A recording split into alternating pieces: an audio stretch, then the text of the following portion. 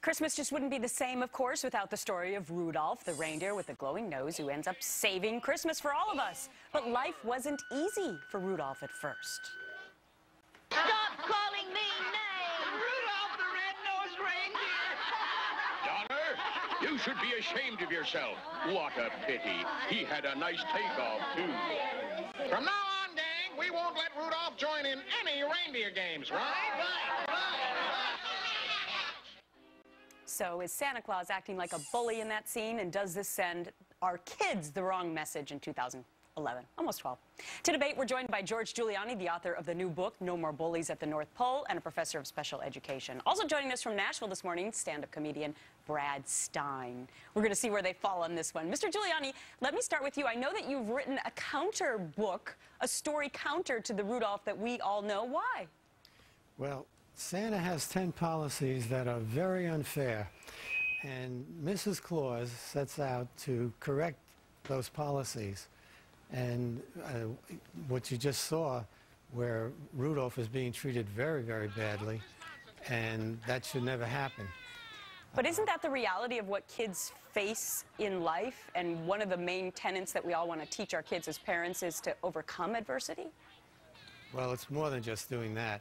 What they're doing to him is to say the Comet is the coach, and Comet is saying to the children, don't ever play with reindeer again, with this reindeer again, with Rudolph. And he tells him to go home, and he bullies him, and he mocks him, and the other kids start mocking him.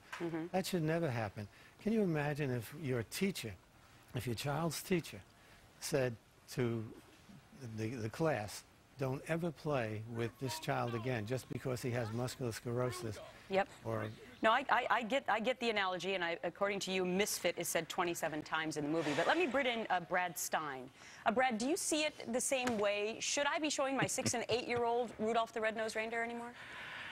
I am sorry, but if anything proves that political correctness is finding a victim where they never were before, it's somebody telling kids that they can't offend a fictional cartoon character. Listen, his nose glowed. I don't care who you are. If you have an appendage that illuminates, they're going to make fun of you. Now, bullying is real. It shouldn't exist. But listen to me. Here's the problem. Look how he handled it. He didn't sue Santa because it was a hostile work environment. He handled it like a conservative. Liberals are victims. Conservatives are victorious.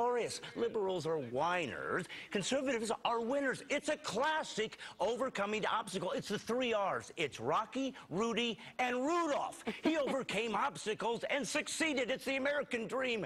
Leave it alone, Professor. Leave it alone. All right, so Professor Giuliani, you just heard from Brad Stine. Leave it alone. Your response? hopefully it is not the American way.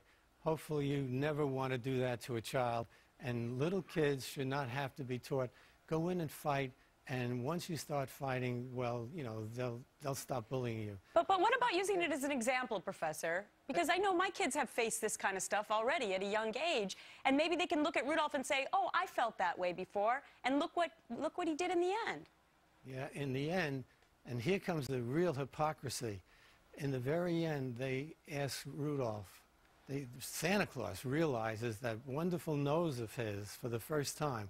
Throughout the entire movie, Santa Claus is saying, you cannot be on my team because you have a disability.